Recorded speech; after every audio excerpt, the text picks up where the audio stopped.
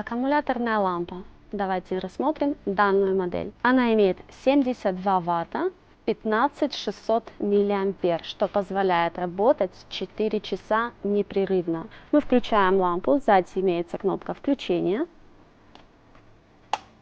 И сразу на дисплее мы видим, что идет зарядка батареи. Также имеет кнопочки сенсорные на 30, 60 секунд и бесконечный режим. Рассмотрим ее изнутри. У нее есть металлический подносик, а также имеет металлические подставочки.